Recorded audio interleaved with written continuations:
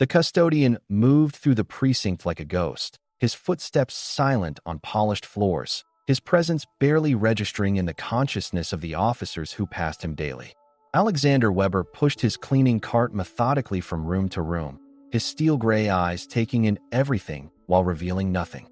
When the first gunshot echoed through the parking structure, something fundamental shifted in his posture. The careful slouch disappeared, replaced by the coiled readiness of a predator. Could this overlooked man, whose entire existence seemed devoted to emptying wastebaskets and sanitizing surfaces, truly change the course of the deadly confrontation unfolding around them? 12 years earlier, Captain Alexander Weber had commanded Delta Force operations across 3 continents, his tactical brilliance saving countless lives during a hostage crisis that had gone catastrophically wrong in a compound outside Kabul. Military leadership had marked him for promotion to colonel, his name whispered with reverence in special operations circles worldwide. Then came the IED that claimed 6 of his men and left him with shrapnel embedded near his spine and survivor's guilt that ate at him like acid. The physical rehabilitation took 2 years. The psychological wounds never fully healed, leaving him with nightmares that could wake him screaming and a hypervigilance that made normal civilian life feel like walking through a minefield. When his wife, Sarah, couldn't handle his episodes anymore, the way he'd dive for cover at car backfires, the endless nights when sleep eluded him completely, she left, taking their daughter Emma to the other side of the country. The custody battle had been brutal, but ultimately she'd won primary custody, leaving Alex with every other weekend and a military pension that barely covered his modest apartment rent. He needed work that offered flexibility for those precious weekends with Emma, something that didn't require extensive background checks that might reveal the classified operations still buried in his files. The night custodian position at the precinct offered exactly that: invisible work for an invisible man. For 5 years, Alex had perfected the art of being nobody. Officers walked past him as if he were furniture, discussing cases, personal problems, and departmental politics as though he possessed no ears, no memory, no capacity for understanding.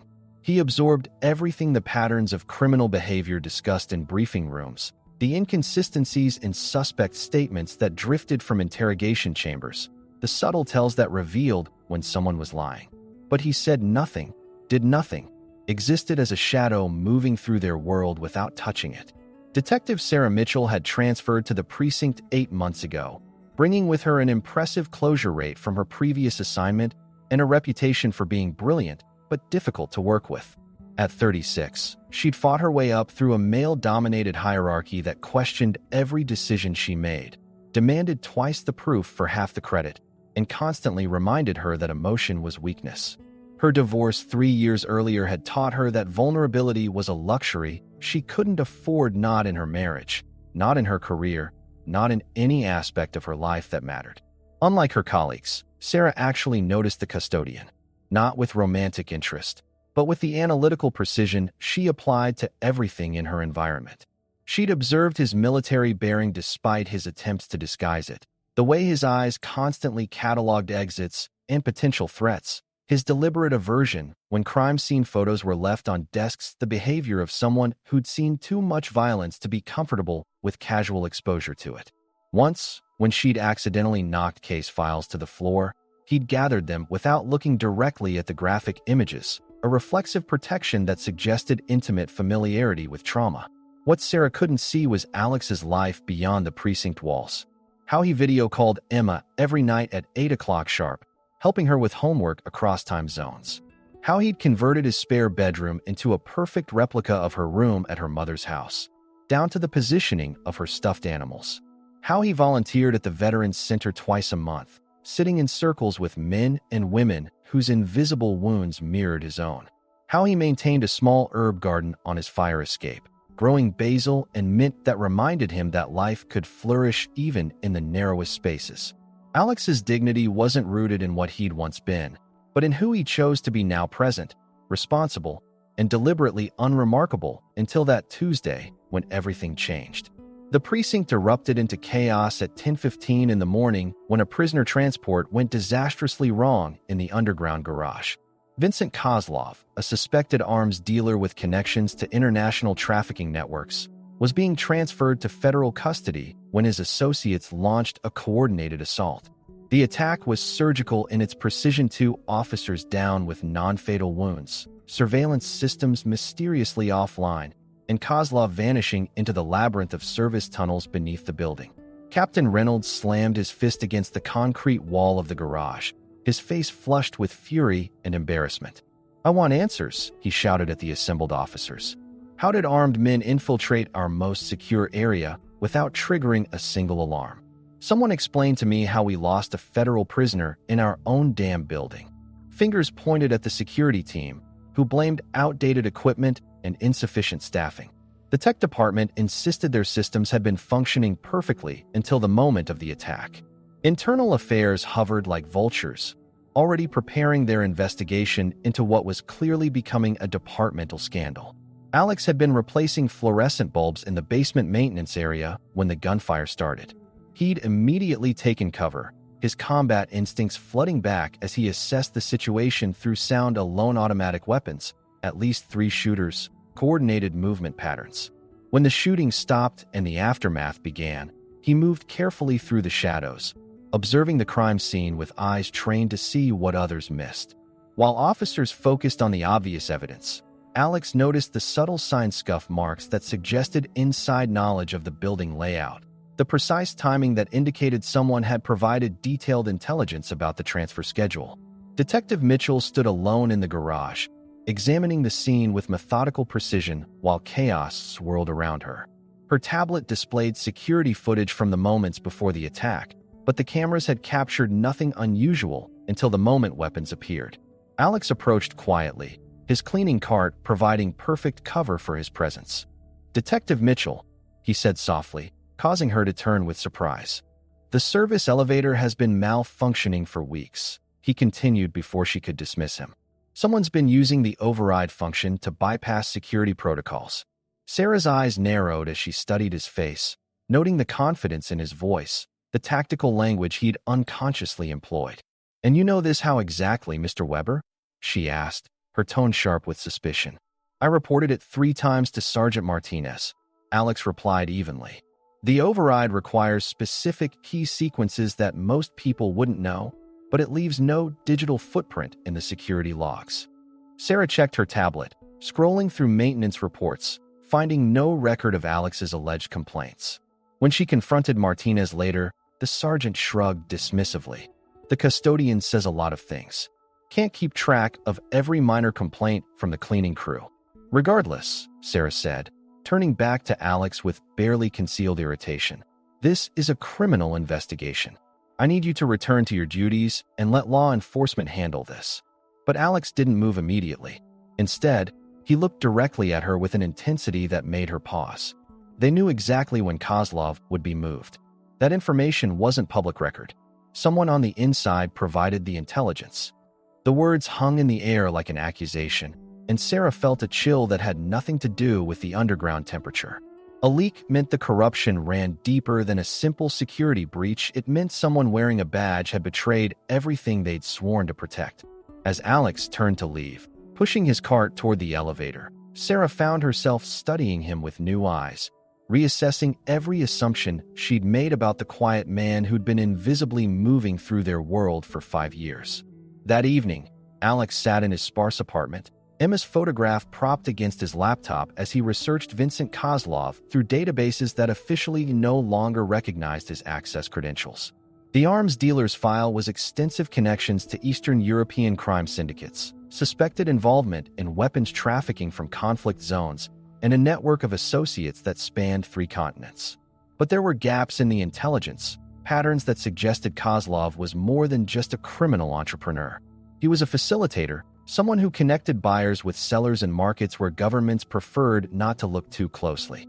As Alex dug deeper into classified archives that still recognized his old clearance codes, he uncovered connections that made his blood run cold.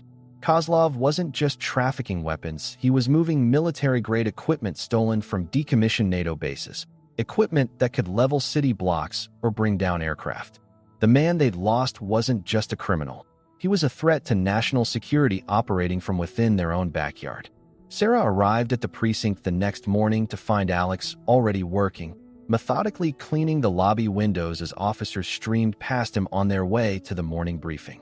She approached him with coffee in hand, her professional mask firmly in place, but curiosity burning in her eyes. "Mr. Weber," she began formally, "I checked the service elevator last night. Someone had indeed tampered with the override mechanism, just as you suggested." Alex continued cleaning, not looking at her directly. "Maintenance issues get overlooked when they're reported by the right people," he said quietly. Sarah studied his profile, noting the way he held himself not like a custodian at all, but like someone accustomed to command, to being listened to when he spoke. "You weren't always a custodian, were you?" she asked bluntly. For the first time, Alex met her gaze directly. "We all have previous lives, detective. The question is whether they matter in the present." Sarah felt a jolt of recognition, seeing something in his eyes that mirrored her own carefully guarded secrets, her own painful history. "In this case, they might," she replied softly. "We're dealing with something bigger than a simple prisoner escape. If you know something that could help Alex set down his cleaning supplies and turned to face her fully. "Vincent Kozlov isn't just an arms dealer. He's a broker for military equipment stolen from disbanded units across Eastern Europe. The weapons he's moving could arm small militias or terrorist cells." Sarah's coffee cup froze halfway to her lips. "How could you possibly know that?" she asked, her voice barely above a whisper. "Because 12 years ago, I was briefed on a Delta Force operation to intercept one of his shipments in Afghanistan," Alex replied. "We never caught him then. Someone always tipped him off before we could close the net." The implications hit Sarah like a physical blow. If Alex was telling the truth, if he really was former Special Operations, then his presence at the precinct during Kozlov's escape was either an incredible coincidence or something far more complicated. Officer Martinez interrupted their conversation, approaching with his usual swagger and condescending smile. "Weber," he called out, "when you're done chatting with Detective Mitchell, the men's room on the 3rd floor needs attention. Someone made quite a mess." Alex nodded wordlessly, gathering his supplies, but Sarah noticed the way his jaw tightened, the barely perceptible clenching of his fists. As Alex moved toward the elevator, Martinez turned to Sarah with a smirk. "Don't let the custodian waste your time with his war stories, detective. Half these guys claim to be ex-Special Forces. It's like every homeless vet was supposedly Navy SEALs." Sarah watched Alex's back stiffen at the words, saw him pause for just a moment before continuing to the elevator without responding. "Actually, Martinez," Sarah said coolly, "Mr. Weber has provided valuable insights into our security breach. Perhaps you should pay closer attention to the maintenance reports he's been filing." Martinez's smirk faded slightly. "If you say so, detective. But I wouldn't put too much stock in the fantasies of a 50-year-old janitor trying to relive his glory days." Sarah felt anger flare in her chest, not just at Martinez's casual cruelty, but at the system that allowed decorated veterans to become invisible, their service forgotten the moment they could no longer perform it. As Martinez walked away, she made a decision that would change everything. She was going to find out exactly who Alexander Weber really was, and if his information about Kozlov was accurate, she was going to make sure the right people heard it. That afternoon, while Alex was servicing the upper floors, Sarah used her law enforcement access to run a background check on him. What she found made her hands shake as she scrolled through the classified sections of his military record. Captain Alexander Weber, Delta Force, Purple Heart, Bronze Star, Silver Star for Valor in Combat Operations. 3 tours in Afghanistan, 2 in Iraq, specialized training in counterterrorism and hostage rescue. The man who emptied their trash cans had once commanded some of the most elite soldiers in the world. But the file also revealed the darker chapters: the IED attack that killed 6 of his men, the medical discharge, the PTSD diagnosis that had derailed his marriage and military career. Sarah understood now why he'd chosen invisibility, why a man trained to lead armies would prefer to clean floors in silence. Some wounds never healed. They just taught you to live differently around the pain. When Sarah found Alex later that evening, he was in the evidence room, replacing burnt-out fluorescent tubes with methodical precision. "I know who you are," she said without preamble. Alex's hands didn't pause in their work, but she saw his shoulders tense.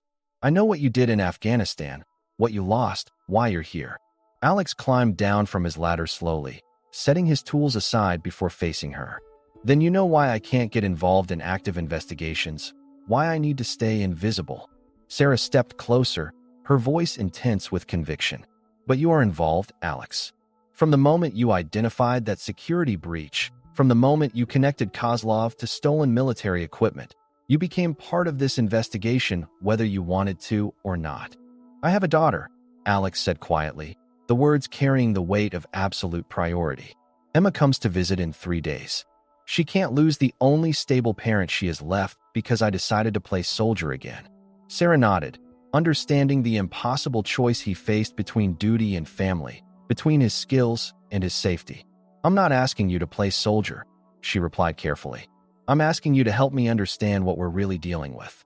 If Kozlov is connected to international arms trafficking, if he's moving military-grade weapons, then this goes far beyond our jurisdiction. We need federal resources, but we need proof first. Alex was quiet for a long moment, weighing the risks against the potential consequences of inaction. Finally, he spoke. Kozlov has a safe house about 30 miles north of here. Old industrial complex that's been abandoned for years. If he's planning something big, that's where he'll coordinate it from. Sarah felt her pulse quicken. How can you possibly know that? Because it's where we tried to intercept him 12 years ago, Alex replied grimly. Some patterns never change. He likes places with multiple escape routes and clear sight lines in all directions. The industrial complex fits his operational preferences perfectly. Sarah pulled out her phone, already mentally preparing the briefing she'd give to Captain Reynolds. This could be the break we need. But Alex caught her arm as she started to dial. Sarah, he said, using her first name for the first time. If I'm right about this, if Kozlov is there, you can't go in with just local resources. He'll have military-trained security, heavy weapons, sophisticated countermeasures. Your people aren't equipped for that kind of operation. Sarah looked at his hand on her arm, feeling the strength there, the steady certainty of someone who'd faced impossible odds and survived. Then what do you suggest? She asked, already knowing the answer would complicate her life in ways she wasn't prepared for. Alex released her arm, his expression grave. You call in federal backup, you get tactical teams with the right equipment and training, and you pray that someone in your department hasn't already warned Kozlov that you're coming. The implication hung between them like a live wire. If there was a leak in the department, if someone had facilitated Kozlov's escape, then any official operation would be compromised before it began. The next morning brought news that validated Alex's darkest suspicions. Officer Davis from the night shift reported that someone had accessed the evidence room after hours, using what appeared to be legitimate credentials. Security footage showed a figure in police uniform, but the cameras had mysteriously malfunctioned during the crucial moments, leaving only shadows and speculation. Sarah found Alex in the basement, methodically organizing cleaning supplies with the precision of someone who needed order to maintain sanity. Someone's been in the evidence room, she reported without preamble. Anything connected to the Kozlov case has been contaminated or removed entirely. Alex didn't look surprised, but his movements became more deliberate, more controlled. How many people had access to those credentials? He asked, already knowing the answer would be disturbingly large. Sarah consulted her notes. 17 officers, 6 detectives, 4 administrative staff, and 3 supervisors. Any of them could have accessed the evidence room without triggering additional security protocols. Alex set down his inventory clipboard and looked at her directly. The leak isn't random, Sarah. Whoever's helping Kozlov has been planning this for months, maybe years. They've been waiting for the right opportunity, the right prisoner transfer, the right moment to extract him without raising too many questions. Sarah felt a chill that had nothing to do with the basement temperature. You're suggesting this is organized corruption, not just one bad actor. Alex nodded grimly. Kozlov doesn't inspire loyalty through charm. He buys it through money, threats, or leverage. Someone in this building is either being paid or being blackmailed, and they've been feeding him information long enough to plan this operation perfectly. The implications were staggering. If Alex was right, then the corruption ran deeper than anyone had imagined, potentially compromising ongoing investigations, endangering officers, and threatening the integrity of the entire department. Sarah felt the weight of responsibility settling on her shoulders like a physical burden. I need evidence, she said finally. Suspicions and theories won't be enough to convince Reynolds or internal affairs. We need proof of who's involved and how deep this goes. Alex was quiet for a moment, then moved to his cleaning cart and retrieved something from beneath a false bottom, a small digital recorder that had been documenting conversations for weeks. "I've been recording audio from the areas I clean," he admitted, his expression reflecting both guilt and determination. "I know it's not legal. I know it could compromise any prosecution, but I needed to understand what was happening in this building." Sarah stared at the device, understanding that Alex had been conducting his own investigation all along, using his invisibility as the perfect cover for surveillance. "What did you find?" she asked, though part of her dreaded the answer. Alex connected the recorder to a small speaker. "Listen to this conversation from 2 weeks ago. Break room, late shift." The audio quality was surprisingly clear. Two voices discussing payment schedules, delivery confirmations, and security protocols with the casual familiarity of longtime partners. Sarah's blood ran cold as she recognized both voices. Sergeant Martinez and Detective Brooks, two officers she'd worked with daily, discussing what was clearly criminal coordination with practiced ease. The recording captured enough detail to confirm Alex's theory this wasn't opportunistic corruption, but systematic infiltration designed to facilitate Kozlov's operations from within law enforcement itself. "My God," Sarah whispered, the full scope of the betrayal washing over her. "How long has this been going on?" Alex fast-forwarded through hours of recorded conversations, stopping at particularly damning exchanges. "Based on what I've documented, at least 8 months. Maybe longer." The evidence was overwhelming. Duty schedules altered to accommodate criminal activities, evidence tampering, witness intimidation, and most damning of all, detailed discussions of Kozlov's escape plan recorded 3 days before it happened. Sarah sank into a chair, overwhelmed by the magnitude of what they'd uncovered. "We have to take this to Captain Reynolds immediately," she said, but Alex shook his head. "Reynolds might be involved too. I've recorded conversations suggesting the corruption reaches into supervisory levels." Sarah felt her world tilting, the foundation of everything she believed about her workplace crumbling beneath her feet. "Then who can we trust?" she asked, her voice barely above a whisper.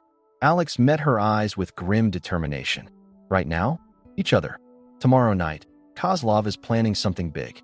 I've heard enough fragments to know it involves the industrial complex and a shipment that's worth more than money. It's worth risking everything to protect or steal."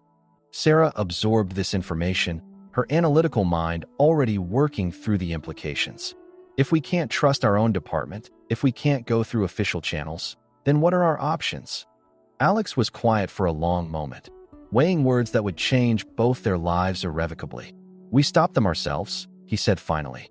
"We gather the evidence, document everything, and we make sure Kozlov and his corrupt partners are exposed regardless of how many badges they're hiding behind." Sarah stared at him, understanding that he was proposing they operate outside the system they'd sworn to serve, risking their careers and possibly their lives to do what the system apparently couldn't. "That's not just dangerous," she said slowly. "That's potentially illegal. We'd be operating without authority, without backup, without any safety net if things go wrong." Alex nodded acknowledgement of every risk she'd listed. "Yes, but the alternative is letting Kozlov complete whatever operation he's planning, letting corrupt officers continue to contaminate investigations, and watching the entire system collapse from within." The choice before them was stark: maintain their comfortable invisibility while corruption flourished around them, or step into the light and fight with no guarantee of survival or success. Sarah looked at Alex, really seeing him for the first time not as a custodian, but as the warrior he'd always been, temporarily hidden but never truly absent. "If we do this," she said carefully, "if we go after Kozlov and the corruption together, we can't go back. Once we step outside official channels, we're committed to seeing it through regardless of the consequences." Alex's expression softened slightly, revealing a glimpse of the man beneath the careful composure. "I haven't been fully alive since I started working here," he said quietly. "I've been existing, surviving, protecting myself from any situation that might require me to be who I really am. Maybe it's time to stop hiding from the parts of myself that matter." Sarah felt something shift between them, a recognition that transcended their professional relationship, and understanding that they were both damaged people choosing to risk everything for something larger than their own safety. The industrial complex sat like a cancer against the skyline, its abandoned buildings and rusted infrastructure providing perfect cover for illegal operations. Sarah parked her civilian vehicle 2 miles away, following Alex's instructions to approach on foot through terrain that would conceal their advance. He moved through the darkness with fluid precision, his body remembering skills that 5 years of custodial work couldn't erase. "How many do you think are inside?" Sarah whispered as they approached the perimeter fence. Alex studied the building through binoculars, noting guard positions, vehicle placements, and lighting patterns. "At least dozen, probably more. Professional security, not street criminals. See how they're positioned? Overlapping fields of fire, clear communication protocols, military-style coordination." Sarah felt her heart rate increase as the magnitude of what they were attempting became clear. "We're outnumbered, outgunned, and operating without any official support. This is insane." Alex turned to her, his expression serious but not fearful. "Yes, it is. We can still walk away, call in anonymous tips, let someone else handle this." But even as he offered the exit, Sarah knew she wouldn't take it. The corruption they'd uncovered was too extensive, the threat too immediate, the system too compromised to trust anyone else with the information they'd gathered. "No," she said firmly. "We came this far together. We finish it together." Alex nodded, understanding her decision without needing further explanation. "Then we do this smart. We're not here to fight an army, we're here to gather evidence, document what's happening, and get out alive to testify about it later." Sarah checked her weapon and recording equipment, her movements betraying the nervous energy of someone stepping far outside their training and experience.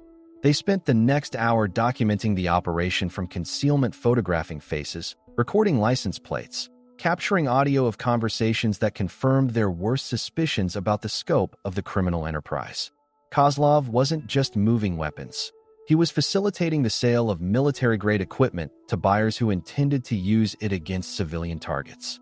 The revelation came when they overheard a phone conversation between Kozlov and someone he addressed as Major. The corrupt officer was coordinating security for a weapons demonstration scheduled for the following week, an event where potential buyers would see firsthand the destructive capability of stolen military hardware. Sarah recorded every word, understanding that they'd stumbled onto something that threatened national security. That's when everything went wrong. A security patrol spotted their position, and suddenly the covert surveillance became a running firefight through industrial debris and abandoned machinery. Alex moved with deadly efficiency, using terrain and cover to neutralize threats while protecting Sarah, who was struggling to adapt her police training to military-style combat.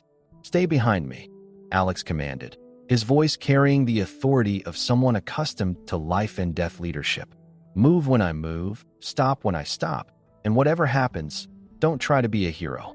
Sarah nodded, trusting his expertise even as bullets shattered concrete around them and shouts echoed through the complex. Alex led them through a running battle that showcased skills honed in the world's most dangerous combat zones. He cleared rooms with surgical precision, neutralized threats with minimal force necessary, and extracted them from the complex with only minor wounds and invaluable intelligence about the scope of the corruption they were fighting. As they regrouped in safety, both breathing hard and adrenaline still coursing through their systems, Sarah looked at Alex with new understanding. "You saved my life in there," she said simply. Alex checked her wounds, minor cuts and bruises that would heal before responding. "We saved each other. That's what partners do." The word partners hung between them, carrying weight beyond their professional collaboration. Sarah realized that in the space of a few hours, she'd come to trust this man with her life, to rely on his judgment in ways she'd never relied on anyone before. The barriers she'd carefully constructed around her heart hadn't disappeared, but they'd developed cracks that let light shine through. The next morning, Sarah and Alex presented their evidence to a federal task force assembled in emergency session. The recordings, photographs, and documentation they'd gathered exposed a corruption network that reached into multiple law enforcement agencies and compromised ongoing national security operations. The investigation that followed would eventually result in dozens of arrests, including several high-ranking officers, whose betrayal had facilitated years of criminal activity. But that morning, as federal agents took their statements and processed their evidence, Sarah found herself looking at Alex with recognition that transcended their shared ordeal. He'd risked everything: his anonymity, his safety, his carefully constructed new life to do what was right. More than that, he'd shown her what it meant to trust someone completely, to rely on partnership instead of just personal strength. "What happens now?" she asked as they walked out of the federal building, their official statements complete and their role in the investigation documented. Alex was quiet for a moment, considering a future that looked entirely different from the invisible existence he'd maintained for 5 years. "Emma comes to visit tomorrow," he said finally. "For the first time in years, I'll be able to tell her stories about her father that don't require me to hide who I really am." Sarah smiled, understanding the gift that honesty represented for both father and daughter. And after that, Alex looked at her directly, his expression serious but hopeful. "After that, I think it's time to stop being invisible. Time to be present not just as a father, but as someone who can contribute to something larger than his own safety." Sarah felt her heart skip, recognizing the invitation implicit in his words. "The department will need to rebuild after this," she said carefully. "They'll need people they can trust, people with the right skills and experience to ensure this never happens again." Alex nodded, understanding that she was offering him more than just professional opportunity. She was suggesting they continue the partnership that had proven stronger than either of them alone. 6 months later, Detective Alexander Weber and Detective Sarah Mitchell were officially partnered in a new unit dedicated to internal corruption investigation. Alex had traded his cleaning cart for a badge, his invisibility for the respect his service had always deserved. Emma visited every other weekend, proud to tell her friends that her father was not just a detective, but a hero who'd helped expose criminals hiding in police uniforms. But the most important change wasn't professional. Sarah and Alex had discovered that two people with complicated pasts could create a future together, that trust built under fire could support something beautiful and lasting. They moved carefully, both understanding that their relationship was too precious to rush, too important to risk through carelessness. On quiet evenings, they'd sit together reviewing case files or simply talking about the day's events, Alex's hand finding Sarah's with natural ease, two wounded souls who'd found healing in partnership. They'd learned that strength wasn't about facing danger alone, but about having someone worth protecting, someone who would stand beside you when everything else fell apart. The precinct gradually returned to normal, the corrupt officers replaced by men and women whose loyalty couldn't be purchased. Alex kept a small photo of Emma on his new desk, next to a commendation for exceptional service and a partnership that had proven unbreakable under pressure. He was no longer invisible, no longer hiding from the parts of himself that mattered most. Sometimes, late at night when old nightmares threatened to surface, Alex would remember the feeling of moving through darkness with Sarah beside him, trusting her completely while being trusted in return. The memories of Afghanistan would always be there. The guilt over his lost soldiers would never fully disappear, but now they coexisted with newer memories of partnership, purpose, and the possibility that damaged people could still accomplish extraordinary things together. Sarah had learned that vulnerability wasn't weakness, but courage, that trusting someone completely required more strength than surviving alone. She'd found in Alex not just a partner, but a man whose quiet integrity reminded her daily that real heroes didn't seek recognition, they simply did what needed to be done, regardless of personal cost. Their story became legend within law enforcement circles, whispered in training academies and retold at retirement dinners. The custodian who'd been a warrior all along, the detective who'd seen past appearances to find the truth, and the partnership that had proven stronger than corruption, fear, and the careful walls people build around their hearts when they've been hurt too often. But for Alex and Sarah, the most important part of their story wasn't the dramatic confrontation or the headlines that followed.